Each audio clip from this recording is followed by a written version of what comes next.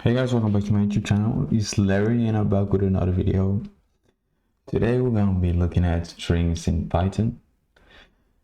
So before we start the video, I want y'all to go like the video, subscribe, and eventually share the video to those people that want to learn programming that you know. So as I said, we're going to be covering strings. So without wasting any more time, let's get coding.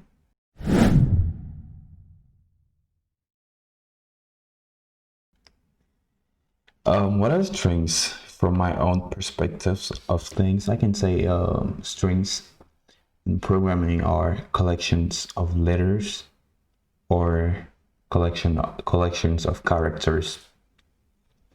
So a string, let me show you what a string is.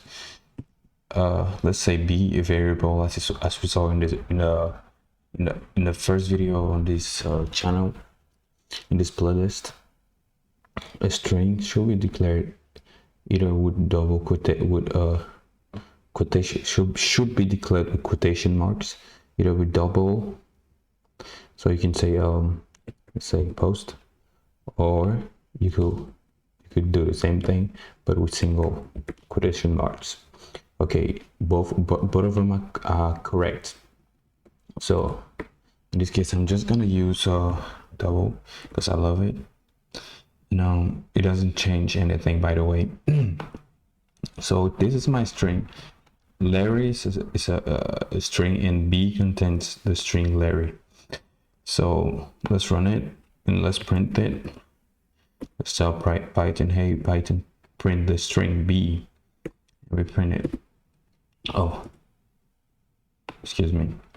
And we do have the string Larry. And strings in Python are pretty much like lists. So you can look through the string, you can print every single letter is contained in the string. So I'm going to show you right now. So I'll just say for x in, like we saw in the last couple videos how to use for loops in Python. For x in B, print x, and then I'm gonna run it. So you see I'm looping through every single letter. So I have L, A, R, and Y. So okay, let's move to the next thing. What you can do with strings, another thing you can do with strings, let's say I would declare a string t, and I'm gonna call it my name, okay, and I'm gonna declare another one B, and I'm just gonna write Larry, and I want to use this strings and print out my name is Larry as a sentence or as one string. So I'm just gonna run it and declare another string. Let's say U, and then I'm gonna say U equals B plus T plus B. Then I'll run it. This is what we call in programming concatenation. And then if I say print U and run it, then you will see my name is Larry. Okay, right here my name is Larry. If I was to put a space right here and then run it again, run it, and now I have a space right here too. So it is written my name is Larry. You can do it with a lot of stuff, but there are things you can do with lists that you can't do with strings. Let's say if I had a list B, and then I have a list that will contain A, B, E in this case, and B, and then I'm gonna run it. Let's say I wanted to change E. To do that, I think all of you now know how to do it. You just want to say B index 1, let's say, equals M, right? And then just run it. And then if you were to print B again, you will have M at the place of E. But these things, you can use index on strings, but you can strings are immutable, so you cannot say, if you were to have a string called M, a variable that contains a string called M, and the string contained was Jerry, and let's say you wanted to change the R right here, let's say into T or something like that. You just want to run it, and then if you did the same thing like here, if I try to do the same thing like I did right here, Python will not be happy. Let's try it. So the index of R is 0, 1, 2. So I'm going to say M2. First of all, I'm going to print it. I'm going to say print. I'm going to run it. So it's R, and I'm going to say M index 2 equals T, and I'm going to run it. You see there's an error because it says strings object does not support item assignment. That's because strings are immutable. You cannot change anything in a string, but you can create another string. You can create another string and just modify what you want to modify in the no string you want. Let's say I'm just gonna say I want R right here to be T. I'm just gonna say T equals M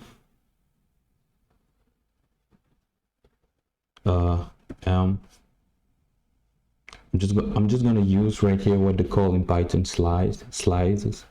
I think it's slice here. I'm just gonna take everything from year to year. So I'm just gonna say from I think I can just say from I can say from 0 to 1, 2, from 0 to 3. No, 0, 1, 2, from 0 to 1. Okay, so it's going to take 0, 1, from 0 to 2, excuse me.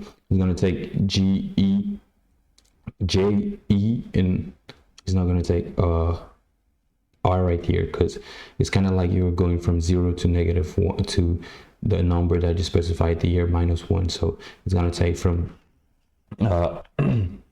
it's going to take J and E. Let's run it. Oh, what am I doing? I'm just going to run it, and then I'm going to print T. So as I said, we have J and E. So now what I wanted to do, I'm just going to say plus. Actually, I'm going to cover slices in another video, because yeah, we were talking about strings and I needed this slicing in Python, so I had to use it. So I'm just going to say plus I'm going to call it, I said I wanted T, right? T. I'm using concatenation, and then I'm going to say I want to go from here to here. So I'm going to say from what is this? 0, we go 0, 1, 2, from 3 to length. Okay, from 3 to length, from 3 to length M. So I'm going to say M from 3. I can just leave it like this. Normally it should work. Okay, and then that's what I wanted. So I created a new string T right here that where R is I remove R and I replace the R by T. So what this slicing does here, it goes from the letter that has the index 3 to the end of the list. Okay, as we are seeing slices right now, I'm just going to show you another thing. So if I was to say let's say P equals B column, and then I'm gonna run it, and then I will print B. Let's see what happens. Oh, what did I even use right here? Now I was supposed to say not P. I wasn't supposed to say B right here, because here I just copied all this list. I was supposed to say M and run it. So we just like, it literally copies everything from index 0 to index to the last position. Actually right here is 0, 1, 2, 3, 4, 5. So it goes from 0 to 5, and it just copies all the content of M and P. So that's what we have here. So we could literally do the same thing we did all the time, and just create a new let's do something, a function. We're just gonna use function, like, to remember what we did in the last video.